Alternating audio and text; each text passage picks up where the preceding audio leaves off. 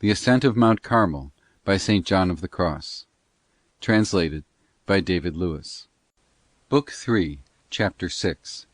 Of the second kind of apprehensions, the imaginary and supernatural.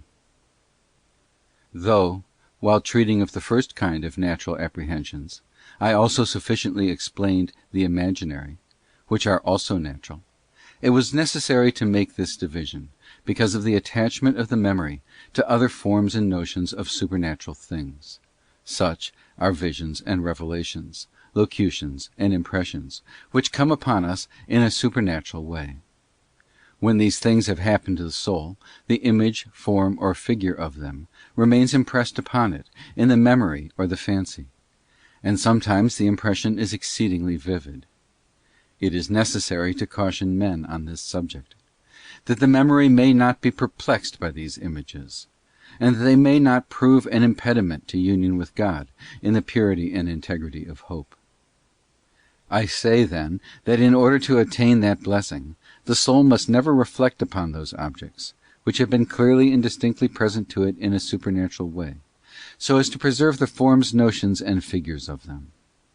We must always keep this principle before our eyes. The more the soul attends to any clear and distinct apprehension, natural or supernatural, the less will be its capacity and disposition for entering into the abyss of faith, wherein all things else are absorbed. For, as I have maintained, no supernatural forms or knowledge, of which the memory takes cognizance, are God. They bear no proportion to Him, neither can they serve as proximate means of union with Him. The soul, if it is to draw near unto God, must empty itself of all that is not God, and the memory, therefore, must also get rid of all forms and knowledge, in order to be united to Him in the way of perfect and mystical hope. This must be done, for all possession contradicts hope, which, as the Apostle writes, is of things not in possession. Faith is the substance of things to be hoped for, the evidence of things that appear not. Consequently, the more the memory divests itself, the greater its hope, and the greater its hope, the greater its union with God. For with respect to God, the more the soul hopes, the more it obtains, and it then hopes most, when it is most divested. And when it shall be perfectly divested, it will then have the possession of God, such as is impossible on earth in the divine union. But there are many souls who will not deprive themselves of that sweetness and delight which the memory finds in these things, and who, consequently, never attain to this supreme possession and perfect sweetness. For he that doth not renounce all that he possesseth cannot be a disciple of Christ. Chapter 7. The evils inflicted on the soul by the knowledge of supernatural things, if reflected upon. Their number. The spiritual man exposes himself to 5 kinds of evils, if he attends to and reflects on that knowledge and those forms which are impressed upon his mind by the things which pass through it in a supernatural way. The first is frequent illusions, mistaking one thing for another. The second is proximate occasions of presumption or vainglory. The third is the opportunities of deceiving, which they furnish to the devil. The fourth is impediments to union with God in hope. The fifth is low views of God, for the most part. As to the first evil, it is clear that if the spiritual man attends to and reflects upon these notions and forms, he must be frequently deceived in his judgment about them. For, as no man can thoroughly comprehend what passes, in the order of nature, into his imagination, or have a sound and certain opinion about it, much less will he be able to decide correctly about supernatural things, which are beyond our understanding and of rare occurrence. He will frequently attribute to God what is after all but fancies, and to the evil spirit what is from God, and to God what is from Satan. Very frequently, good or evil to others or to himself will be present to him through these forms or figures, and he will consider them most certain and true. Yet they are nothing less than utterly false. Other impressions made upon him he will consider false, although they are true. This, however, I consider the safer course of the two, for it usually proceeds out of humility. But if he is not deceived as to their truth, he may be as to their kind and the value to be set upon them. He may look upon that which is trifling as important, and on what is important as trifling. And as to their quality, he may consider what his imagination presents to him to be of this or that kind, when it is not, putting darkness for light, and light for darkness, bitter for sweet, and sweet for bitter. Finally, if he escapes delusion in one thing, it will be surprising if he does in the next, for even if he abstains from determining anything in the matter, it is sufficient, if he attends to it at all, to bring some detriment upon himself, if not the precise one of which I am now speaking, yet some one of the others, of which I shall immediately speak.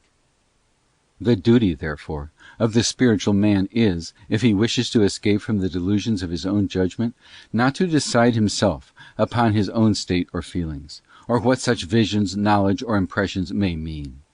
He ought not to desire to know anything about them, nor give heed to them, except for the purpose of manifesting them to his confessor, that he may learn from him how to empty his memory of these apprehensions, and what in every case may be most expedient for him, in the same spirit of detachment. For be these things what they may, they cannot help us to love God so much as the least act of earnest faith and hope, done in the emptiness of all things. Chapter 8. Of the second evil, the danger of self-conceit and presumption. These supernatural apprehensions of the memory, if attended to, or regarded at all, are to spiritual men occasions of vanity or presumption. For as he who has no experience of them is exceedingly free from this vice, because he sees nothing in himself whereon to presume, so on the other hand he to whom they are familiar has an ever-present reason for thinking himself to be something, seeing that he is the object of these visitations. It is very true that he may attribute all to God and give thanks, looking upon himself as utterly unworthy. Nevertheless, a certain self-satisfaction and conceit on the subject of these apprehensions will grow up in the mind, out of which, unawares, great spiritual pride will arise. Men might see this very clearly, if they would but reflect on that feeling of dislike and aversion produced in them by those who do not commend their spirit, or attribute no value to their experiences, and on that feeling of distress which they have when they are told that others also have the like or greater gifts. All this is the fruit of secret self-esteem and pride, and they cannot be made to understand that they are steeped in it up to their very eyes. They think that a certain recognition of their own wretchedness is sufficient, while at the same time they are filled with secret self-esteem and personal satisfaction, taking more delight in their own spirit and gifts than in those of another. They are like the Pharisee who thanked God that he was not as the rest of men, and that he practised such and such virtues. He was satisfied with himself, and presumed upon his state. O God, I give thee thanks, said he, that I am not as the rest of men, extortioners, unjust, adulterers. I fast twice in a week. I give tithes of all that I possess. Now these men do not say this in so many words as the Pharisee did, but they habitually think so, and some of them even become so proud as to be worse than devils. When they are conscious of certain feelings and devotional sweetness in the things of God, as they imagine, they become so self-satisfied that they look upon themselves as most near unto God, and upon others, unconscious of the like feelings, as most unworthy, and they despise them, as the Pharisee did the publican. To avoid this pestilent evil, abominable in the sight of God, there are two considerations to help us. The first is that virtue does not consist in these apprehensions, however sublime they may be, nor in any personal experiences of this kind, but, on the contrary, in that which is not matter of feeling at all, in great humility, contempt of ourselves and all that belongs to us, profoundly rooted in the soul, and being glad that others have the same opinion of us, and in not wishing to be thought well of by others at all.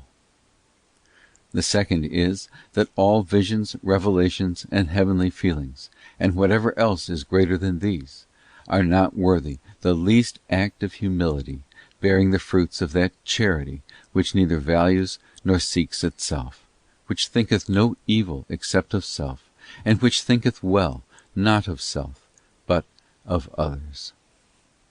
Let men, therefore, cease to regard these supernatural apprehensions, and labour rather to forget them, that they may be free. Chapter 9. Of the third evil, the work of the devil through the imaginary apprehensions of the memory. From what I have already written, we may gather and learn how great is that evil which the devil inflicts on the soul through these supernatural apprehensions. Not only can he represent to the memory and the fancy many false notions and forms which shall seem good and true, impressing them on the mind and senses with great effect and certainty by his suggestions, and this in such a way as to make his representations be taken for what they pretend to be. For, as he changes himself into an angel, he will seem to be light to the soul, but also in the very truths of God he can tempt us in divers ways, by communicating unruly motions about them to our desires and affections, whether spiritual or sensual. For if the soul takes pleasure in these apprehensions, it is very easy for Satan to increase our affections and desires, and to plunge us into spiritual gluttony and other evils. And that he may succeed the better, he is wont to inspire and fill the senses with delight, sweetness, and pleasure in the things of God, so that the soul, dazzled and enervated by that sweetness, may become blind through pleasure, and set itself more upon sweetness than upon love, at least not so much upon love, and attach greater importance to these apprehensions than to that detachment and emptiness which are to be found in faith and hope and the love of God. He doeth all this that, starting from that point, he may, by little and little, delude the soul, and bring it to believe, with great readiness, all his lies.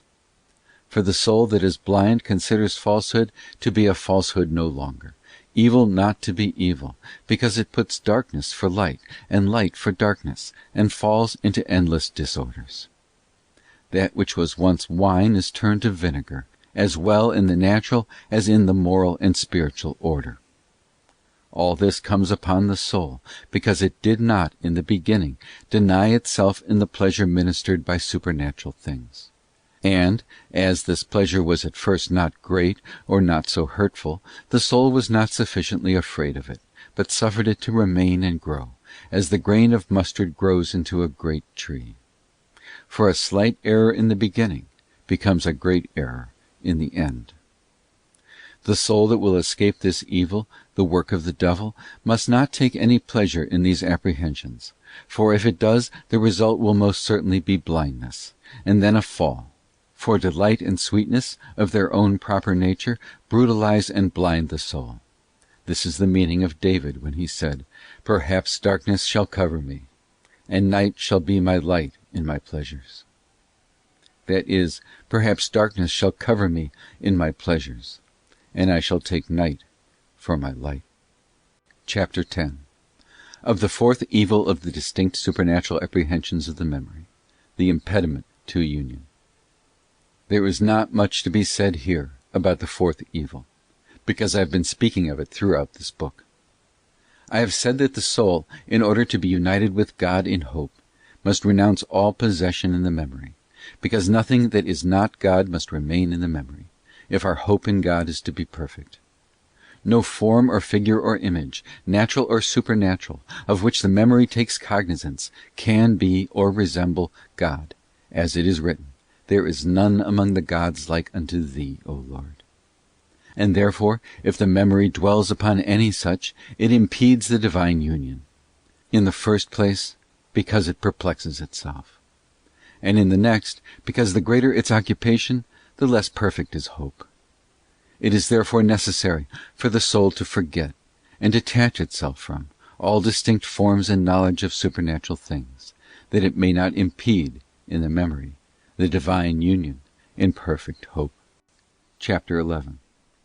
Of the fifth evil resulting from the imaginary supernatural apprehensions: low and unseemly views of God. The fifth evil is no less hurtful to the soul. It flows from the willing retention in the imaginative memory of the forms and images of those things which are supernaturally communicated to the soul, but especially then when we would apply them as means to the divine union. It is a very easy thing for us to form notions about the nature and greatness of God, unworthy of and unbecoming His incomprehensible being. Though our reason and judgment may withhold us from forming any express decision that God is like any one of these similitudes, still the mere consideration of these apprehensions generates in the soul a certain esteem and sense of God which are not so high as faith teaches, namely, that He transcends all comparison and all comprehension. For over and above that, the soul takes from God that which it gives to the creature. The mere consideration of these apprehensions naturally produces within it a certain comparison of them with God, which will not leave it to judge of God as it ought to do. For, as I have said before, no creature whatever, in heaven or on earth, no forms or images, natural or supernatural, cognizable by our faculties, however noble they may be, present any comparison or proportion with the being of God, because neither genus nor species includes Him. And in this life, the soul of man is incapable of comprehending clearly and distinctly anything that cannot be classed under genus and species. This is why St. John said, "No man hath seen God at any time." And Isaiah and St. Paul, "Neither hath it entered into the heart of man. Yea, God Himself hath said, Man shall not see me and live." He, therefore, who shall perplex his memory and the other powers of his soul with matters that they can comprehend, will never think and feel about God as he ought to do. I will explain my meaning by a somewhat low comparison. The more we fix the eyes of our regard upon the courtiers of a king, and the more we consider them, the less will be our reverence and respect for that king. For even if our disesteem of him be not formally and distinctly recognized by the intellect, it is nevertheless visible in our conduct. The more we attribute to the courtiers, the more we rob their king. And we cannot have a high opinion of that king then, because his courtiers are so respected in his presence. This is the soul's treatment of God, whenever the soul gives heed to these apprehensions. This illustration is of a very mean one. For God is of another nature than all His creatures, infinitely different from them all. These apprehensions, therefore, must be put out of sight, and the eyes must regard none of them, but be fixed upon God in faith and perfect hope. Hence those who not only give heed to these apprehensions, but also think that God is like unto some of them, and that by their help they may attain union with Him, they are already fallen into grievous error. They do not profit by the light of faith and the intellect, which is the means by which this faculty is united with God. Neither also will they grow up to the heights of hope, which is the means of union for the memory. That union must be effected by the severance of the memory from all imaginations whatever. Chapter 12. The benefits of withdrawing the soul from the apprehensions of the imagination. Answer to an objection. The difference between natural and supernatural imaginary apprehensions. The benefits that result from emptying the imaginative faculty of these imaginative forms become manifest by the consideration of the 5 evils which they inflict on the soul, if it would retain them, as I said before, of the natural forms. But, beside these benefits, there are others of perfect rest and tranquillity of mind. For, putting aside that natural rest which the soul enjoys when it has set itself free from the dominion of images and forms, it is also delivered from the anxiety of ascertaining whether they are good or evil, and what conduct it ought to observe with reference to one and the other. It also escapes from troubling and wasting the time of its confessors, for it does not require them to determine whether these things are good or evil, or the nature of them, matters the knowledge of which is not necessary for it. For all it has to do is to reject them, in the sense I have already explained, and to give no attention whatever to them. The time and strength thus wasted will be then employed in a better and more profitable way, in conforming the will to God, in earnestly striving after detachment, poverty of sense and spirit, which consists in a willing, real privation of all consoling and tangible support, interior as well as exterior. This we practice well when we seek and strive to separate ourselves from these forms, the issue of which will be that inestimable blessing of drawing near unto God, who has neither image, form, nor figure. And that blessing will be proportional to our estrangement from all forms, images, and figures. You will here perhaps object, and say, why then do many spiritual directors counsel us to profit by these divine communications and impressions, and to desire the gifts of God, that we may have wherewithal to give to Him in return? For if He gives nothing, we too have nothing to give unto Him. Why does St. Paul say, extinguish not the Spirit? Why does the bridegroom say to the bride, put me as a seal upon thy heart, as a seal upon thy arm? This seal signifies some apprehensions. And yet, according to this teaching, we are not only not to seek them, but even if God sends them, to reject them. It is also certain that God, when He sends them for our good, and that their effects will be good. Pearls are not to be thrown away. Yea, it is even a sort of pride not to yield a willing reception to God's communications, as if we could do without them in our own strength. I refer the reader, for the solution of this difficulty, to the 15th and 16th chapters of the second book, where the objection has been, in great measure, replied to. I said there that the benefits of the supernatural apprehensions, when they are from God, are passively wrought in the soul, at the time of their presentation to the senses, without the cooperation of our faculties. An act of the will admitting them is therefore unnecessary. For, as I have said, if the soul will then exert its own faculties, the effect of that natural and inferior exertion will be to impede the supernatural effects then wrought by God through their intervention, rather than any profit from that active exertion. Yea, rather, inasmuch as the fruit of these imaginary apprehensions is passively communicated to the soul, so the soul on its part must be passively disposed in their regard without any interior or exterior acts, as I have already explained. This is really to preserve the divine impressions, for by this conduct we shall not destroy them by inferior actions of our own. This, too, is the way not to extinguish the Spirit, for we should extinguish Him if we attempted to walk in a way along which God does not lead us.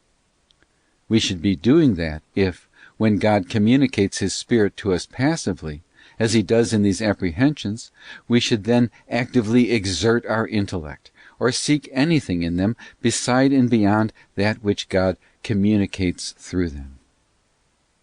This is evident. For if the soul then exerts itself, its action will be only natural, or at the utmost, if supernatural, far inferior to that which God wills. In its own strength the soul cannot do more, seeing that it neither does nor can influence itself supernaturally. It is God that so influences it, but with its own consent. If then the soul will do anything itself, it will necessarily, so far as itself is concerned, impede the communication of God, that is, the Spirit, because it has recourse to its own operations, which are of another kind and far inferior to those of God. This, then, is to extinguish the Spirit. The inferiority of this exertion is clear, for the powers of the soul, in their ordinary and natural course, cannot act or reflect but upon some figure, form, or image. And these are but the rind and accidents of the substance of the spirit hidden beneath them.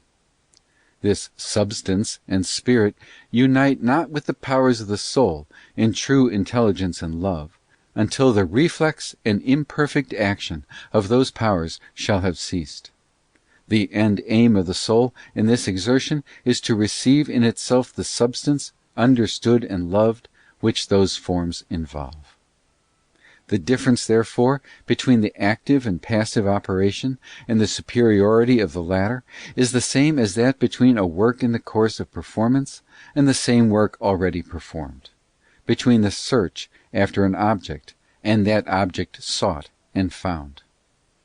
If the soul, then, will actively exert its faculties on those supernatural apprehensions, in which God, as I have said, communicates passively the spirit of them, it will do nothing else but forsake what is already done, in order to do it anew, and so it will have no enjoyment of it, neither will its own exertions have any other effect than to frustrate what God hath wrought. Because, as I have said, the powers of the soul can never of themselves attain to the spirit, which God communicates independently of them. If we were to attach any importance to these imaginary apprehensions, we should directly extinguish the spirit which God infuses through them into the soul. We must therefore put them aside, and observe a passive conduct in their regard, for God is then lifting up the soul to things above its power and its knowledge. This is the meaning of the prophet when he said, "I will stand upon my watch, and fix my foot upon the tower, and I will watch to see what will be said of me." That is, I will keep guard over my faculties, and will not suffer them to move a step, and so shall I be able to see what will be said to me. That is, I shall understand and enjoy what God will communicate to me supernaturally. As to the objection founded on the words of the bridegroom, whose words refer to that love which he demands, the function of which is to make the beloved ones resemble each other. And therefore he saith to her, "Put me as a seal upon thy heart," where the arrows strike that are shot forth from the quiver of love, that is, the actions and motives of love, so that all the arrows of love might strike him, being there as a target for them, and that all may thus reach him, and the soul become like unto him through the actions and motives of love, until it becomes transformed in him. He also says, "as a seal upon thy arm." The arm implies the exercise of love, for it is that which comforts and sustains the beloved. Therefore all we have to do with these apprehensions, which come upon us from above, as well imaginary as of every other kind, whether visions, locutions, impressions, or revelations, is, making no account of the letter or the outward veil, that is, the significative and intelligible fact, to attend only to the preservation of the love of God, which they cause interiorly in the soul. It is in this sense that we are to make much of these impressions, not of the sweetness and the light of them, nor of the figures, but of the impressions of love which produce it.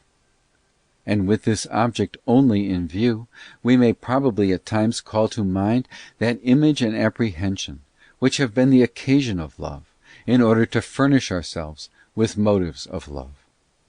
For though the effect of that apprehension be not so great when recalled to mind as it was when first communicated, still at the recollection of it our love is renewed, and our minds elevated unto God, especially when the recollection is of one of those supernatural images, figures, or impressions which usually so impress themselves on the soul that they continue for some time there, and can scarcely be driven away.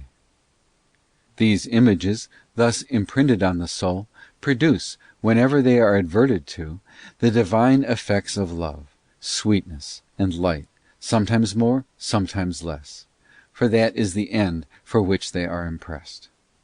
He with whom God thus deals receives a great gift, for he has a mine of blessings within himself. The images which produce such effects as these are vividly grounded in the spiritual memory, and resemble not those which the fancy preserves. It is not therefore necessary, when we would remember them, to have recourse to the fancy, because we have them in ourselves, as an image seen in a mirror. And whenever a soul has them formally, it may then profitably recall them to that effect of love, because they will not impede the union of love in faith, when we do not dwell upon them, but make use of them, towards exciting our love, and, when that is done, instantly dismiss them. In this way they will be of service to us towards the attainment of the divine union. It is difficult to determine when these images touch directly the spiritual part of the soul, and when they are only in the fancy. Those of the fancy are usually very frequent, for the imagination and the fancy of some people are full of imaginary visions, abundantly present in one form. Whether it be the result of the great vigour of that organ which, after the slightest effort of thought, represents at once and portrays in the fancy the usual forms, whether it be the work of Satan, or whether it be the work of God, but not formally impressed on the soul. But however we may determine their nature by their effects, those that are natural or diabolic in their origin, however accurately remembered, produce no good effect. Neither do they spiritually renew the soul, and the recollection of them issues only in dryness. While those that are from God produce, whenever remembered, some good effect, as at the first, when originally presented to the soul. The formal images, those which are impressed on the soul, almost always, when remembered, produce some effect. He who has these will easily distinguish the one from the other, for the difference between them will be most evident after experience. I have one thing, however, to say. Those which are formally and durably impressed on the soul are of very rare occurrence. But of whatever kind they may be, the good of the soul consists in not seeking to comprehend anything, save God alone, by faith, in hope. Finally, as to that objection which charges him with pride, who rejects these things when they are good, I reply that it is a prudent humility to use them in the best way, as I have shown, and to guide our steps by the road that is safest. Chapter 13. Of spiritual knowledge as it relates to the memory. The third kind of apprehensions of the memory is spiritual knowledge, not because it belongs to the bodily sense of the fancy, like the rest, but because it is also cognizable by the spiritual reminiscence and memory. When the soul has once had one of this kind, it may, when it wills, call it to mind, not by reason of the figure and image which the apprehension thereof may have left behind in the bodily sense, for that is incapable of receiving spiritual forms, but because it intellectually and spiritually remembers it by that form of it which remains impressed on the soul, which is also a form, or image, or knowledge, spiritual or formal, by which the soul remembers it, or by the effect it has wrought. This is the reason why I place these apprehensions among those of the memory, though not belonging directly to the fancy.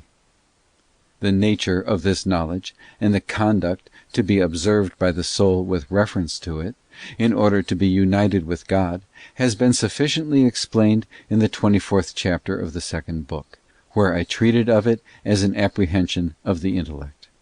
You will there find that there are two kinds of them, one of uncreated perfections, another of creatures.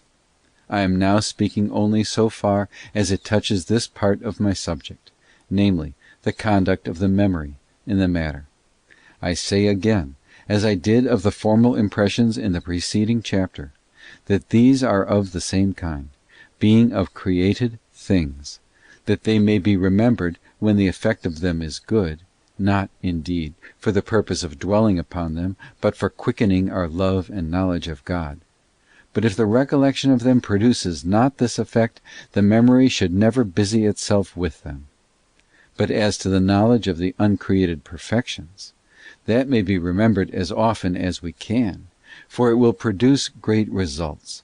For that is, as I said before, touches and impressions of the divine union, toward which I am directing the soul.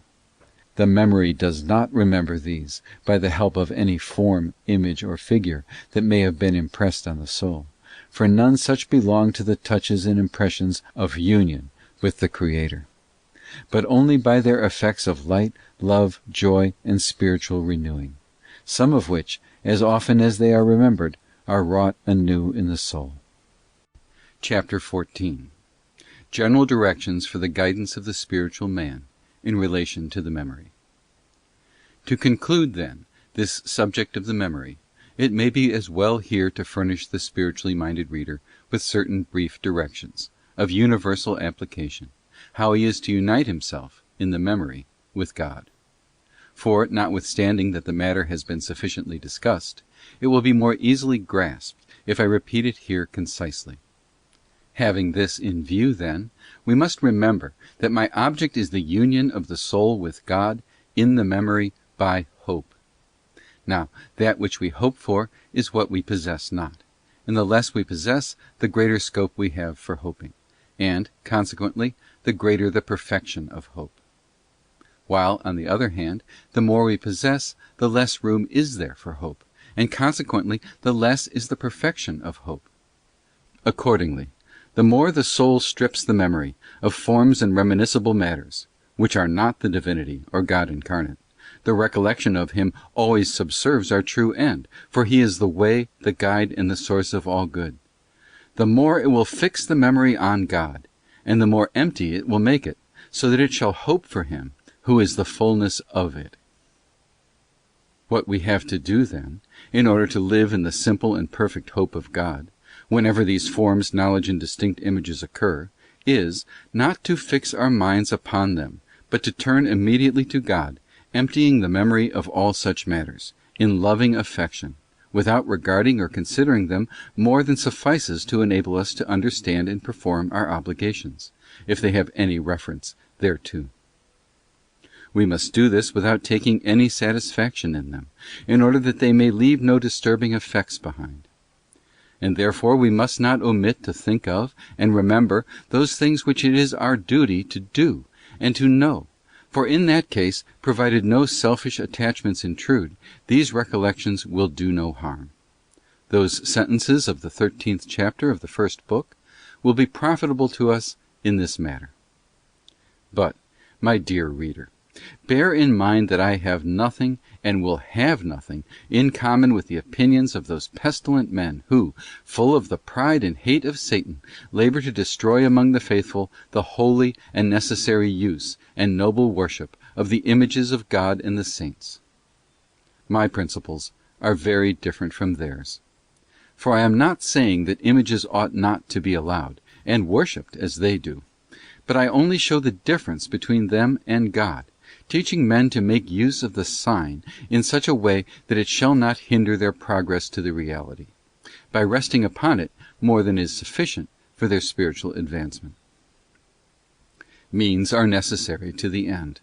Such are images, for they remind us of God and His saints. But when we dwell upon the means more than the nature of such means demands, we are then hindered and perplexed. How much more, then, must this be the case with those interior images and visions which are formed within the soul? These are liable to innumerable risks and illusions. But with regard to the memorial, worship, and veneration of those images which our Holy Mother the Church sets before us, there can be neither risk nor delusion, and the recollection of them cannot fail to be profitable, because it is always connected with love of what they represent. And when the memory makes this use of images, they will always help it on towards the divine union, if it permits the soul to fly upwards, when God grants this grace, from the image to the reality, in forgetfulness of the creature and all that belongs to it.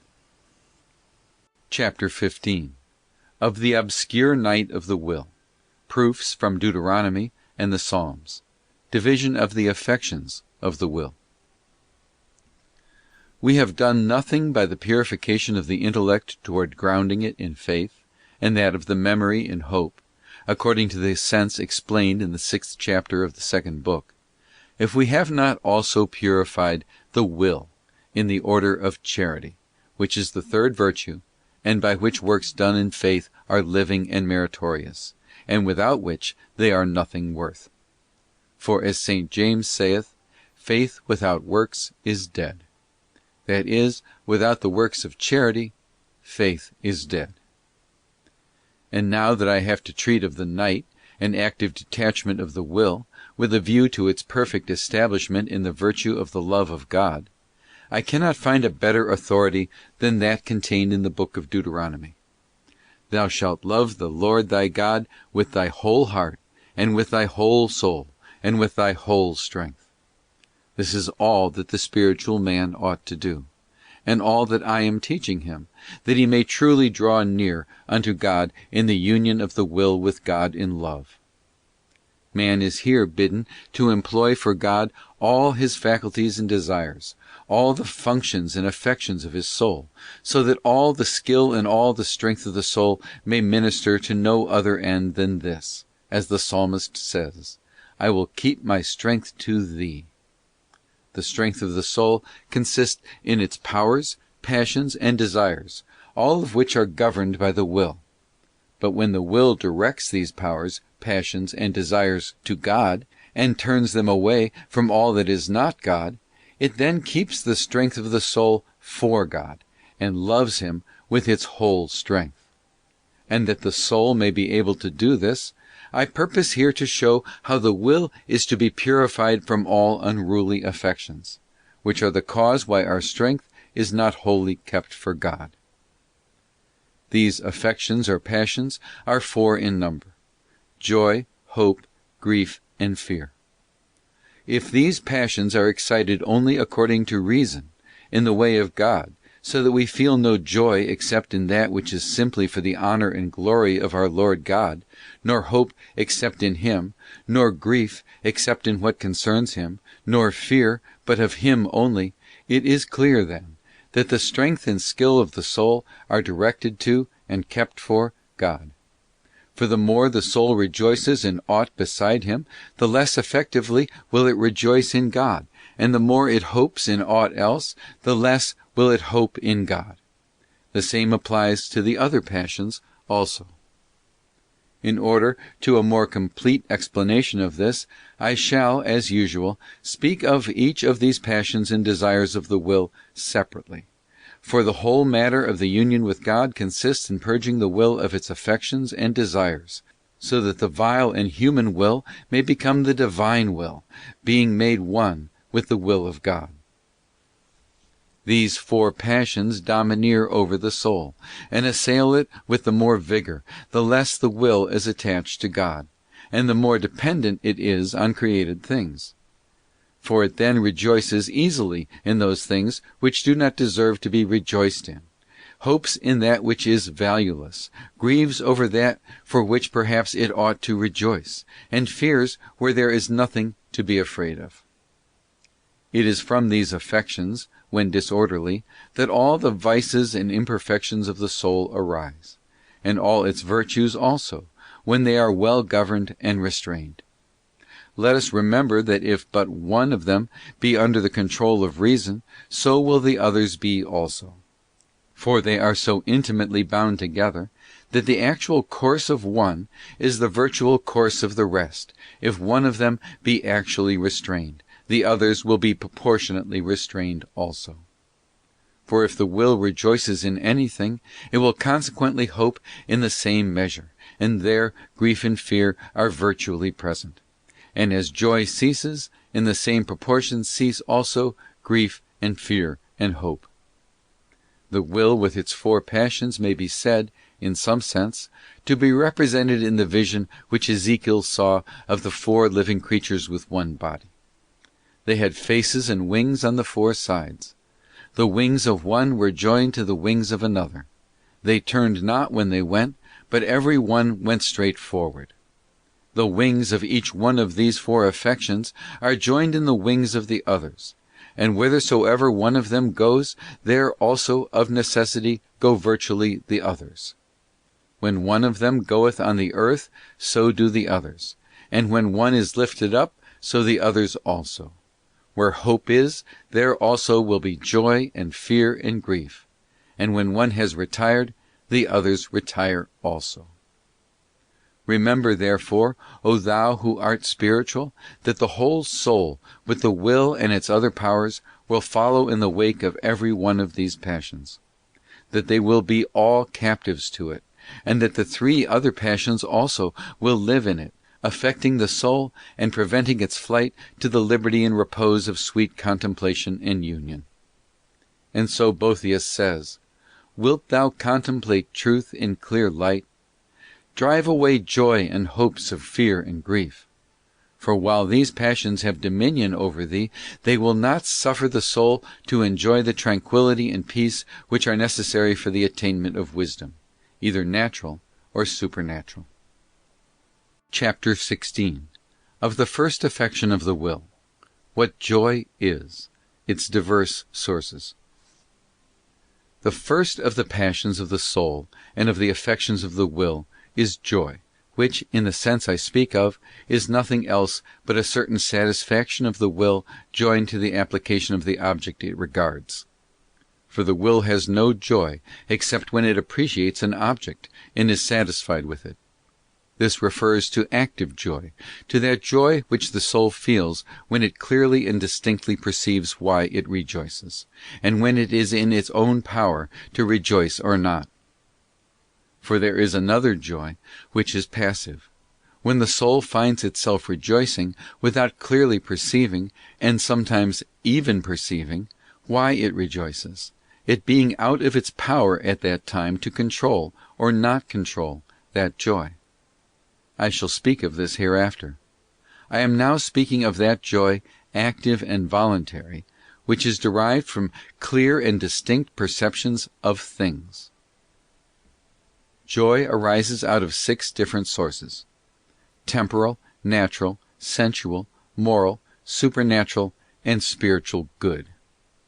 I shall speak of these successively, for we have so to order the will with regard to them that, unembarrassed by them, it may not omit to place the strength of its joy in God. And with this there is one truth which we must take for granted, and lean upon it as upon a staff. And we must understand it thoroughly, for it is the light by which we are to be guided, in which this doctrine is to be regarded, and by which our joy in all these goods is to be directed unto God. That truth is this: the will ought to rejoice in nothing but in that which tends to the honour and glory of God, and that to serve Him in evangelical perfection is the greatest honour we can render Him. Whatever is besides this is of no value, nor any use, to man. Chapter 17. Of joy in temporal goods. How it is to be directed. The first source of joy I mentioned is temporal good, by which I mean riches, rank, office, and other dignities, children, relations, and alliances. All these are matters in which the will may rejoice. But what vanity to rejoice in riches, rank, titles, office, and the like, after which men are striving. If a man's wealth made him a better servant of God, he might rejoice in his riches. But riches are rather occasions of sin, as the wise man saith, "My son, if thou be rich, thou shalt not be free from sin." It is very true that temporal goods are not necessarily in themselves occasions of sin. Yet generally, by reason of our frailty, the heart sets itself upon them, and falls away from God, which is sin. The wise man therefore says that the rich shall not be free from sin. Our Lord Jesus Christ in the Gospel calls riches thorns, that we may learn that he who shall set his will upon riches will be wounded by sin. Those fearful words recorded by St. Matthew, "Amen, I say to you, that a rich man shall hardly enter into the kingdom of heaven," show us plainly that a man ought not to rejoice in his riches, because they expose him to so great a danger. David also bids us withdraw ourselves from riches, saying, If riches abound, set not your heart upon them. I will not allege further proof in a matter so clear, for when shall I have said all the evils of them that Solomon hath said? Solomon was a man full of wisdom and of great riches, and he knew well what they were when he said, I have seen all things that are done under the sun, and behold, all is vanity and vexation of spirit, and a fruitless solicitude of the mind. And, he that loveth riches shall reap no fruit from them. And again, riches kept to the hurt of the owner. An instance of this we have in the Gospel. A rich man, because his harvest was abundant, rejoiced in his expectation of years of comfort. But God said to him, Thou fool, this night do they require thy soul of thee. And whose shall these things be which thou hast provided? The psalmist also teaches us the same truth, saying, Be not thou afraid, when a man shall be made rich, for when he shall die, he shall take nothing away, nor shall his glory descend with him. That is, we are not to envy our neighbor because he is grown rich, for his riches will not profit him in the life to come. Yea, rather let us pity him. The sum of the matter is this: let no man rejoice in his own or in his brother's wealth, unless it be that it tends to the better service of God. If rejoicing in riches can be made in any way endurable, it is when we spend and employ them for God, for there is no other way of making them profitable. The same principle applies to the temporal goods of title, rank, and office, all rejoicing in which is vanity, unless we feel that these things enable us to serve God better, and that they make the way to eternal life more secure. And as we can never be sure that these things enable us to serve God better, it will be vanity to rejoice deliberately in them, because such a joy can never be reasonable. For as our Lord saith, For what doth it profit a man if he gain the whole world, and suffer the loss of his own soul? There cannot be anything worth rejoicing in, except that which makes us better servants of our God. Neither are men to rejoice in their children, because they are many, rich, endowed with abilities and natural graces, and prosperous, but only in that they serve God. Neither the beauty, nor the wealth, nor the lineage of Absalom the son of David profited him at all, because he served not God. To rejoice in such a son would have been vanity. It is also vanity to desire children, as some do who disturb the world with their fretting, for they know not if their children will be good and servants of God. They know not whether the pleasure they expect from them may not be turned into pain, tranquility and consolation into trouble and disquietude, honor into disgrace, and, finally, whether they shall not be to them greater occasions of sinning against God, as is the case with many. Christ has said of these that they compass sea and land to enrich themselves and to make themselves twofold the children of perdition.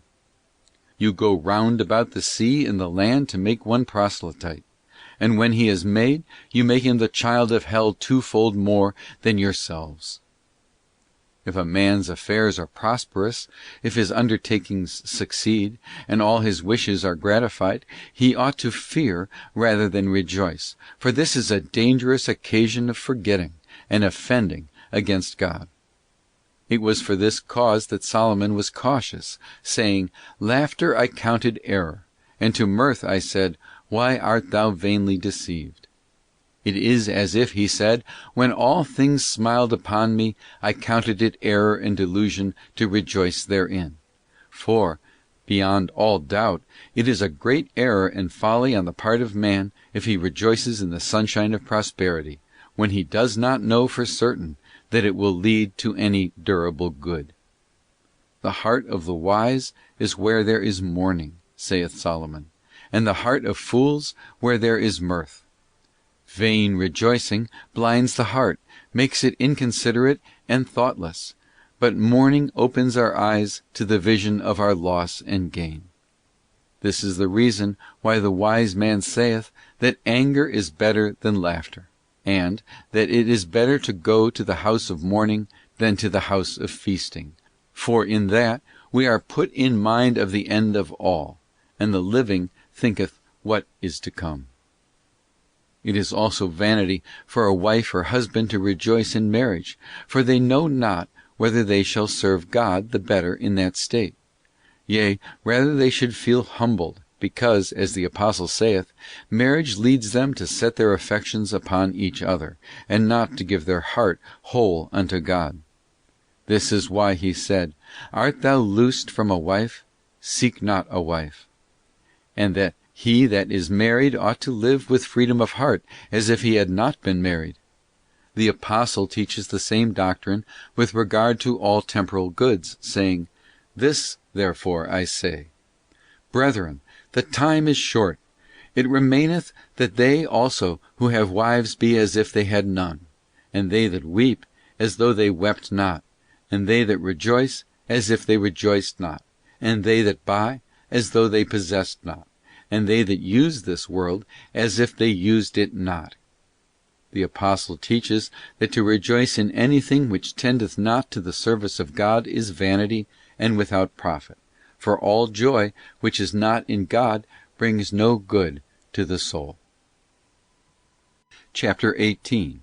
Of the evils resulting in joy in temporal goods. If I were to describe all the evils that environ the soul when the affections of the will are set upon temporal goods, paper and ink would fail me, and time itself would be too short. Slight beginnings issue in great evils and in the ruin of great prosperity. A spark unquenched kindles a great fire which may burn up the whole world. All these evils have their root in origin in one principal evil of a negative character involved in this joy, namely, a departure from God. For as the drawing near of the soul unto God with the affection of the will is the source of all good, so the going away from Him through love of created things issues in all evils and calamities, in proportion to the joy and affection which unite us to the creature. This is the departure from God. In proportion, therefore, to our departure from God, more or less, will be the evils resulting from it in greater or less extent and gravity, and for the most part they are at once most extensive and most grave. There are 4 degrees, one worse than the other, in this negative evil, from which all the other evils, negative and positive, proceed. And when the 4th degree is reached, all the evils involved in this case will have fallen upon the soul. These 4 degrees are described in the following words of Moses. The beloved grew fat and kicked. He grew fat and thick and gross. He forsook God, who made him, and departed from God his Saviour. This growing fat of the soul, once beloved, is its absorption in the joy of created things. Hence the 1st degree of evil, going backwards. It is a certain obtuseness of mind with regard to God, which obscures His blessings, as a cloud darkens the sky, hiding the light of the sun.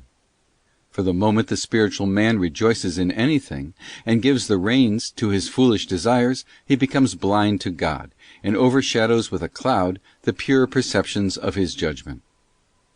For the bewitching of vanity, saith the Holy Ghost, obscureth good things, and the wandering of concupiscence overturneth the innocent mind.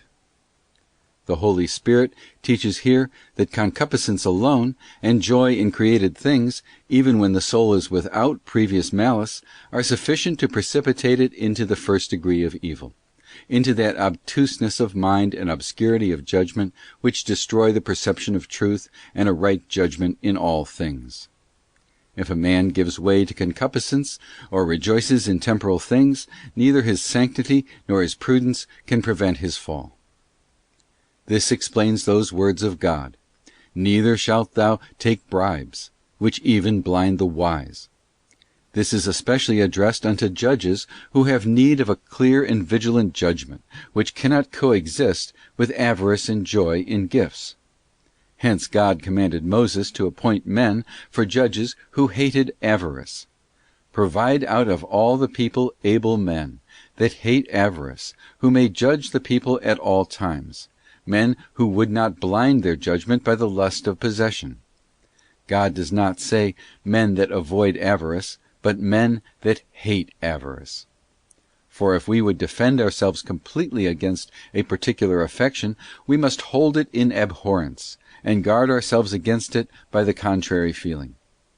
The reason why Samuel was always so upright and enlightened a judge was, as he tells us himself, his abstinence from gifts. If I have taken a bribe at any man's hands. The second degree grows out of the first, as the text shows. He grew fat and thick and gross. Thus the will becomes gross and distracted by greater liberty in worldly things. It has no further scruples about the pleasures of sense, and abandons itself to created things. This state grows out of a previous indulgence in joy. For when the soul of man is engrossed therein, it is the result of yielding to it. And this engrossing of it by joy and desire causes the will to dilate and expand itself on created things. Great evils result from this, because this second degree leads us away from the things of God, and from holy practices, and robs us of all pleasure in them, because we take pleasure in other matters, and abandon ourselves to many follies, to empty joys and pleasures. When the second degree is completely reached, it destroys utterly habitual devotions, and the mind and desire are given up to secularities. Those who have fallen to this second degree not only have their judgment and understanding blinded as to truth and justice, like those who have fallen into the first, but they are also remiss and tepid in recognizing and doing their duty, according to the words of the prophet. They all love bribes, they run after rewards. They judge not for the fatherless, and the widow's cause cometh not unto them.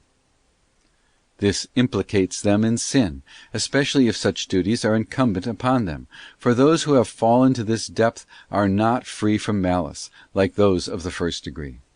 These, therefore, withdraw more and more from justice and virtue, because they inflame the will more and more by this their affection for created things. The characteristics of those who are in this second state are great tepidity in spiritual things, and a careless observance of them. They perform their highest duties rather as if they were ceremonies, or from compulsion, or from habit, and not from love. The third degree of this negative evil is the utter forsaking of God, neglect of His law, because men will not deny themselves in the merest trifle of this world, and finally mortal sin committed through concupiscence.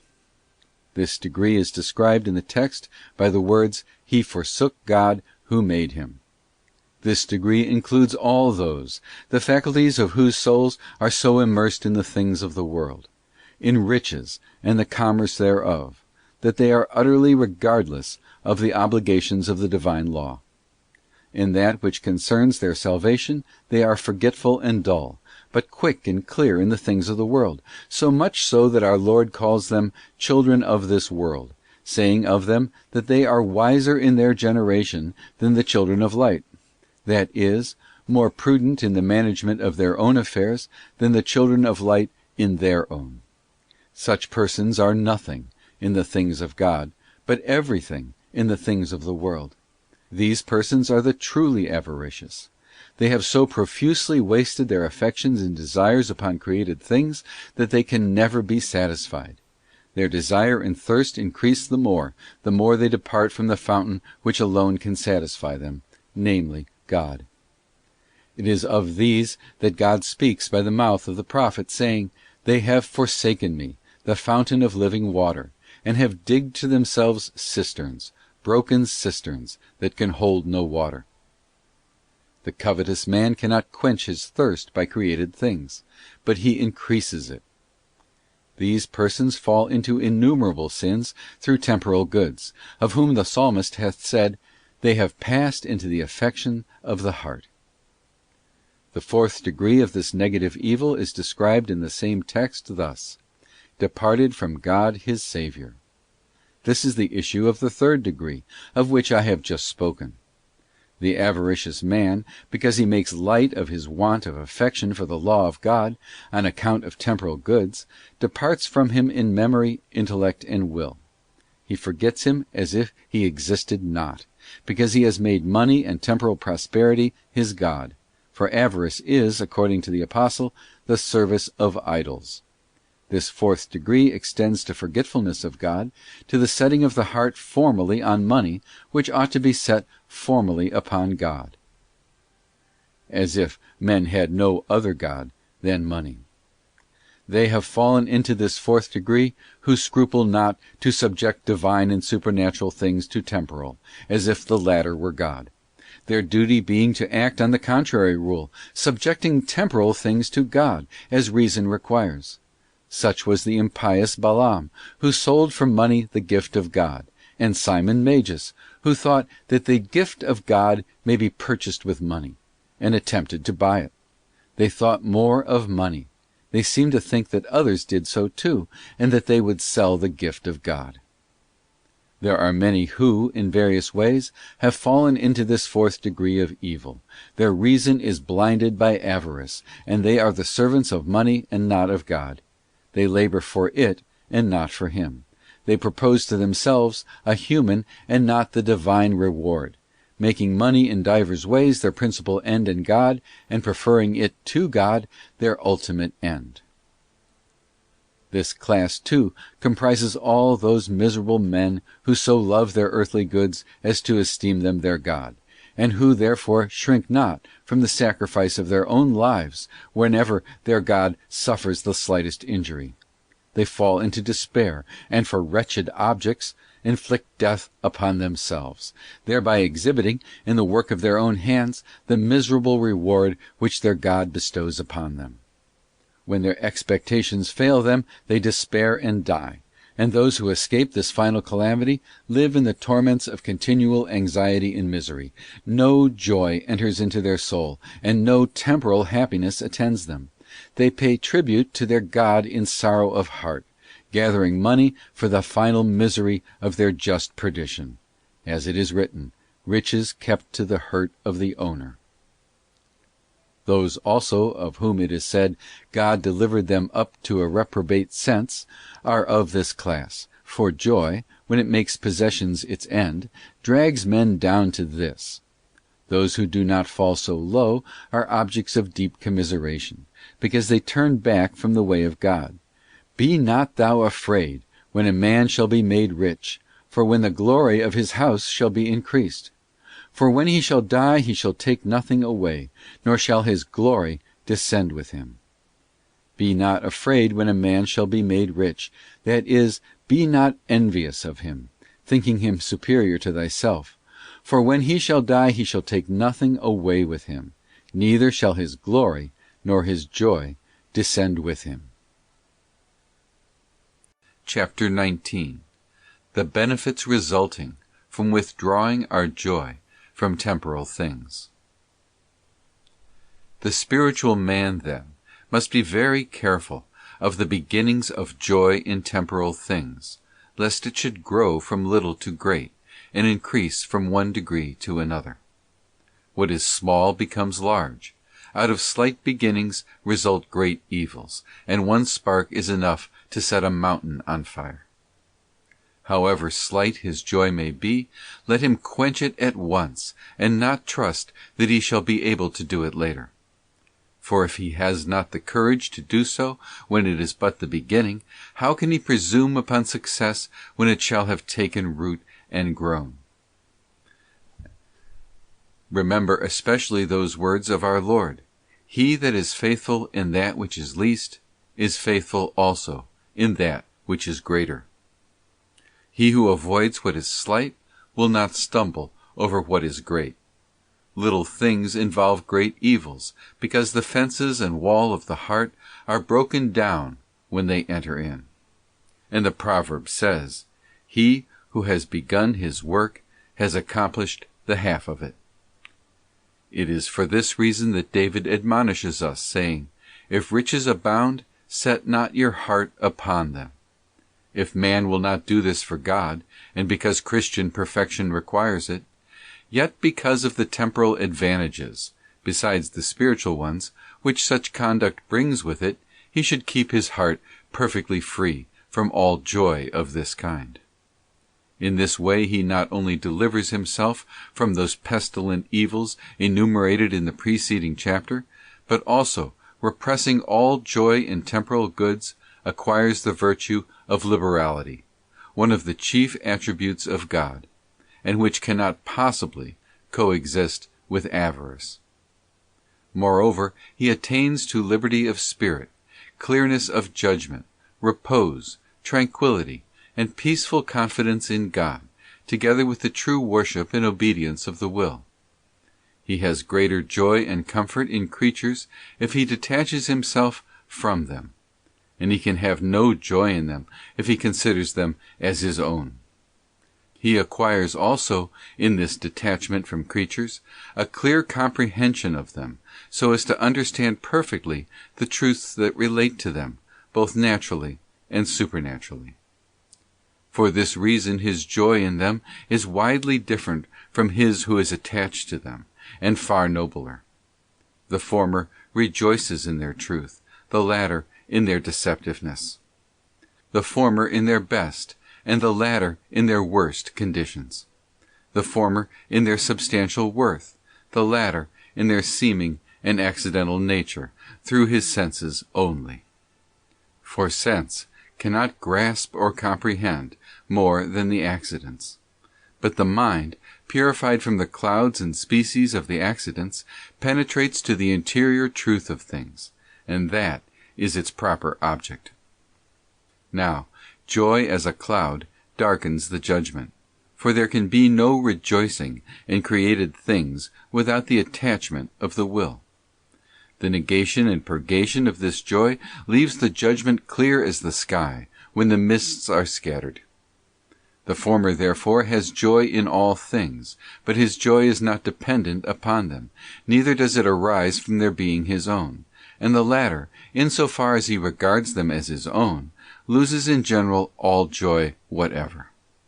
The former, while his heart is set upon none of them, possesses them all, as the Apostle saith, with great freedom, as having nothing and possessing all things. The latter, while in will attached to them, neither has nor possesses anything, for rather created things have possession of his very heart, for which he suffers pain as a prisoner. And therefore, all the joy he will derive from creatures will necessarily end in as many disquietudes and pains in the heart, which is in their possession. He who is detached from creatures is not molested during prayer or otherwise, and so, without losing his time, he gains easily great spiritual treasures. On the other hand, the covetous man runs to and fro within the limits of the chain by which his heart is bound, and with all his efforts can scarcely set himself free, even for a moment, from the bondage of his thoughts, running incessantly thither where his heart is fixed.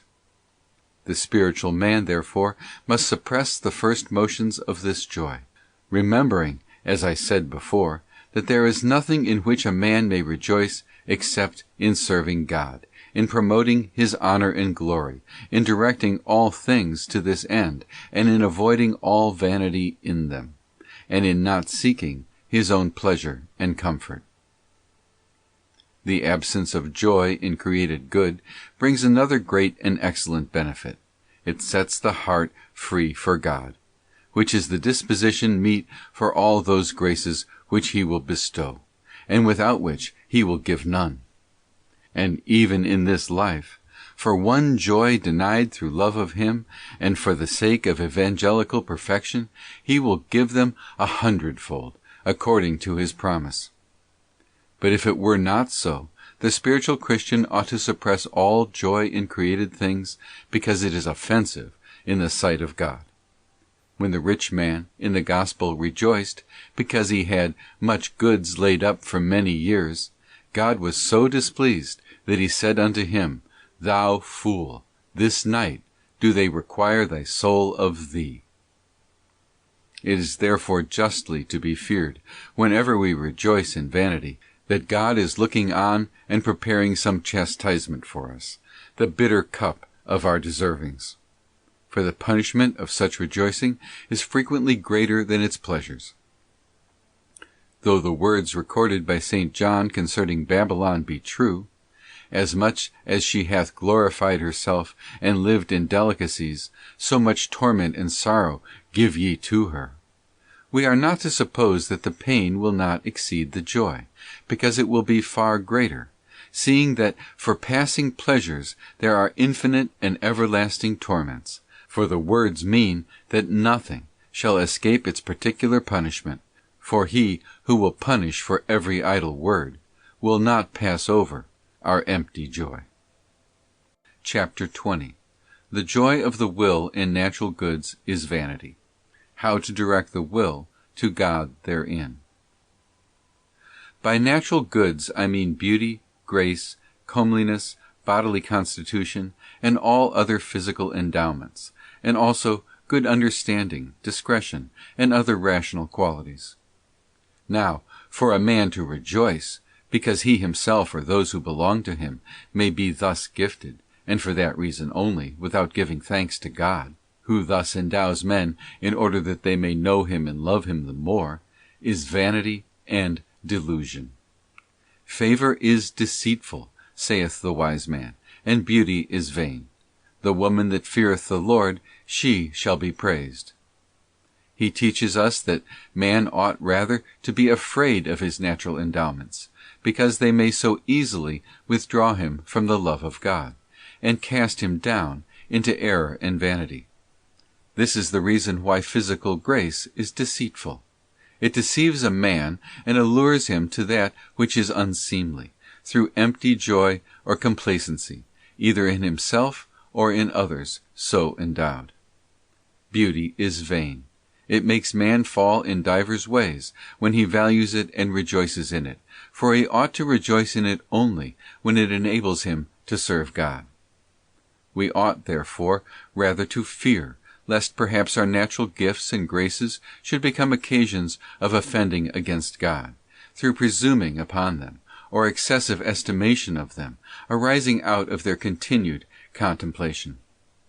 He, therefore, who is thus endowed, ought to be very cautious, and watchful in his conduct, lest he should furnish another with the opportunity of withdrawing his heart from God, even for a moment. For these natural gifts and graces are so prolific in temptations and in occasions of sin, as well to the owner as to the beholder, that scarcely anyone can avoid all entanglement of the heart in them.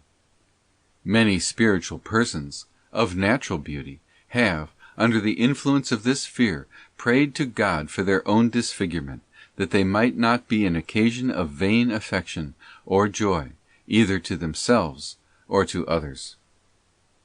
The spiritual man, therefore, must purify his will, and render it insensible to this empty rejoicing, remembering that beauty and all other natural graces are earth, from the earth, and soon return to it.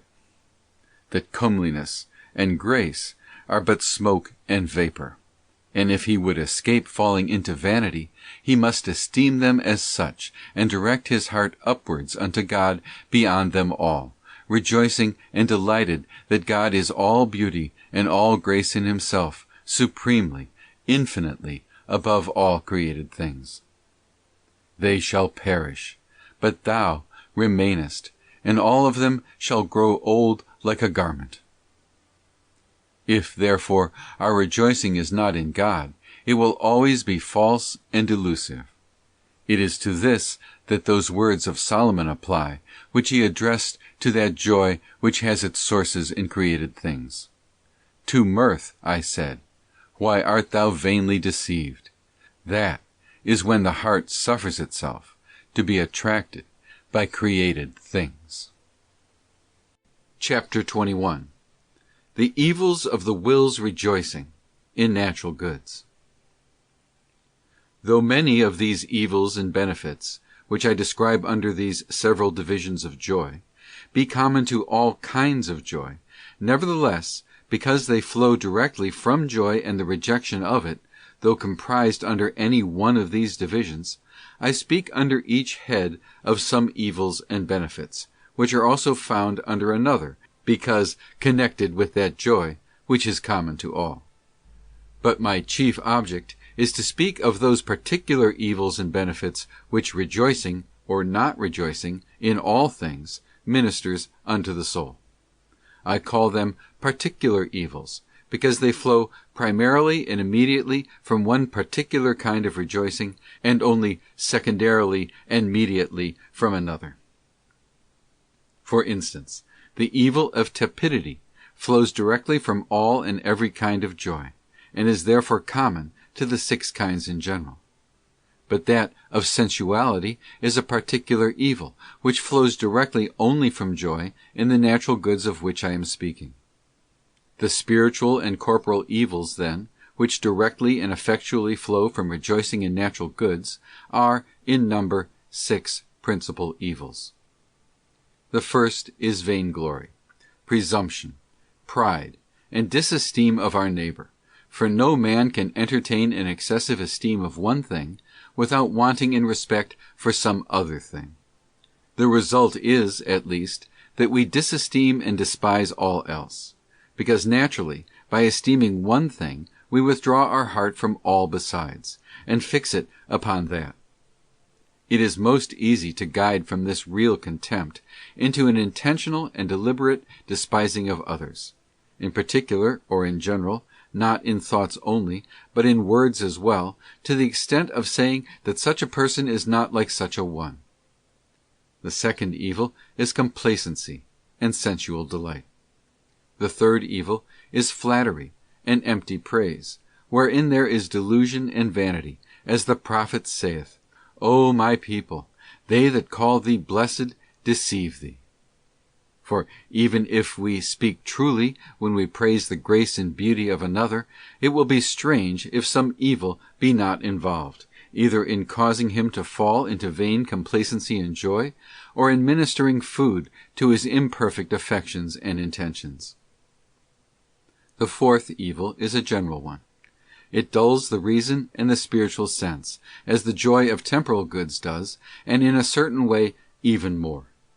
For as natural goods are more intimately connected with man than temporal goods are, the joy which they minister makes a quicker and deeper impression upon the senses, and more effectually blunts them.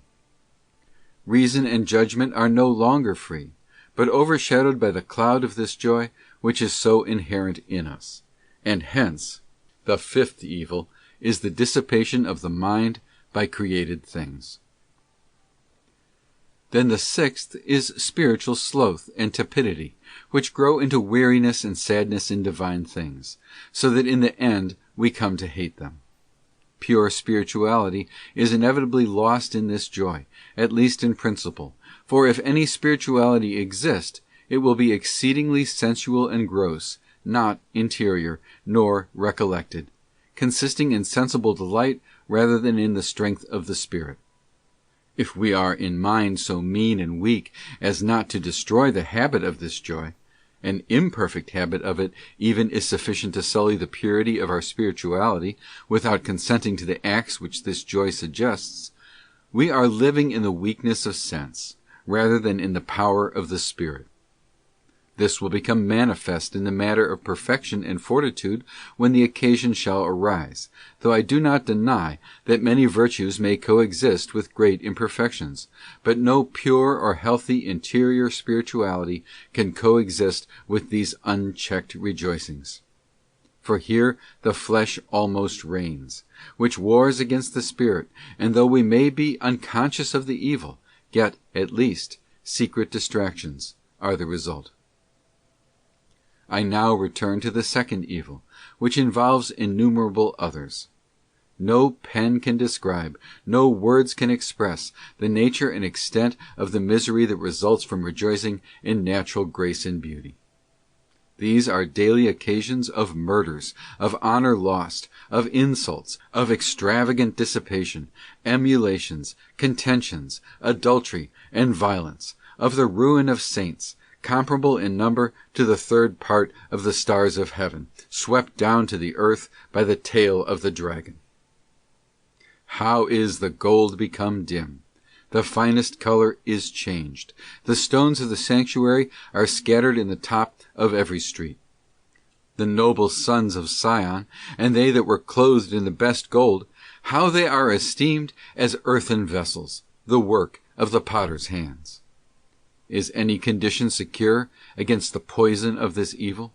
Who has not drunk, be it much or little, of the golden cup of the Babylonian woman, that sitteth on the scarlet-colored beast, full of names of blasphemy, having 7 heads and 10 horns? Neither high nor low, neither saint nor sinner lives, to whom she has not given her cup to drink from, suborning the heart in some thing. For all the kings of the earth have drunk of the wine of her fornication.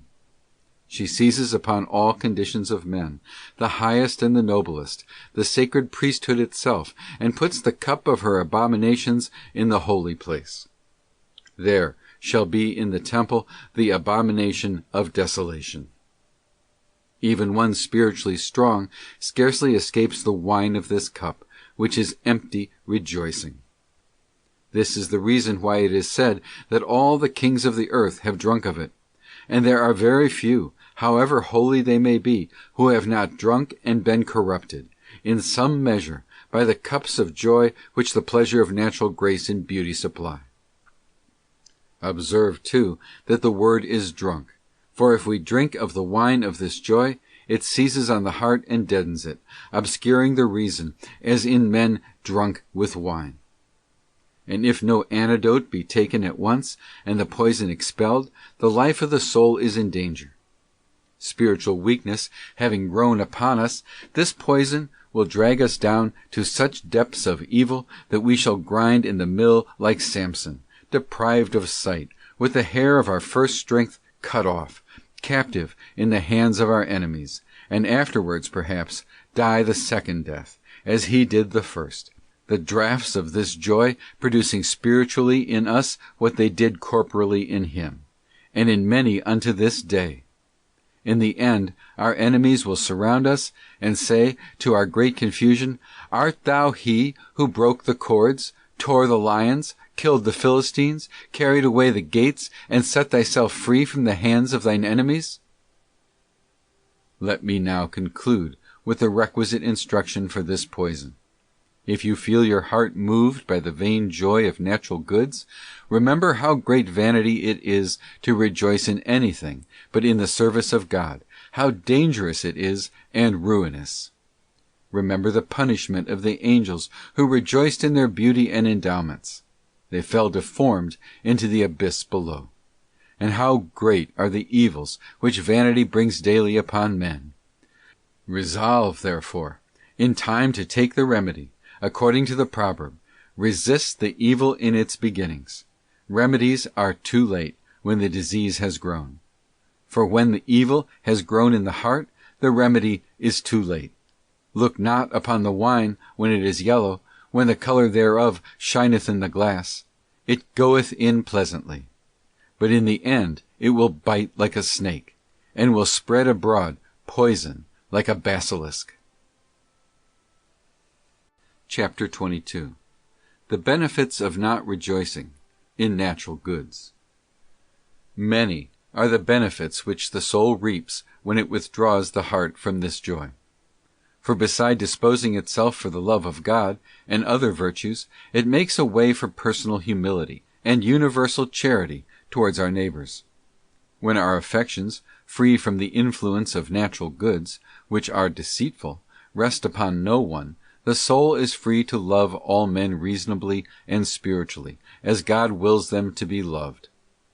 No one deserves to be loved except for his virtues, and when we love this way, our love is pleasing unto God, and in great liberty, for if there be attachment in it, there is greater attachment to God.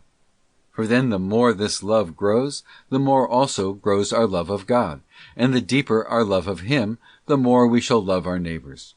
For the principle of both is the same. Another great benefit is the perfect observance of our Saviour's words. If any man will come after me, let him deny himself. Now, the soul can never do this, if it has any joy in its natural endowments. For he who has even the slightest self-esteem neither denies himself nor follows Christ. Another great benefit of this self-denial is that it makes the soul tranquil, empties it of the sources of distractions, controls the senses, and especially the eyes. The spiritual man, seeking no joy, will neither look upon nor suffer his other senses to be occupied with these endowments, that he may not be attracted by them, not be led to waste time or thought upon them, according to the likeness of a serpent, like the deaf asp that stoppeth her ears. If we set a guard over our senses, which are the doors of the soul, we shall thereby guard and increase its purity and tranquility also. Another benefit, of no less importance, which those who have made progress in the mortification of this joy obtain, is this: impure objects and the knowledge of them no longer impress and sully the soul, as in their case, to whom this joy is still somewhat pleasurable. This mortification of self-denial grows into a spiritual pureness of soul and body, of mind and sense, which issues in a certain angelical conformity with God, rendering both soul and body a worthy temple of the Holy Ghost. Man cannot be thus pure if his heart entertains any joy in these natural gifts and graces. It is not necessary to have given consent to any impure act, for this joy is sufficient to sully the soul and senses with the knowledge of evil, as it is written, "The Holy Spirit of discipline will withdraw himself from thoughts that are without understanding," that is, from thoughts not directed to God by right reason.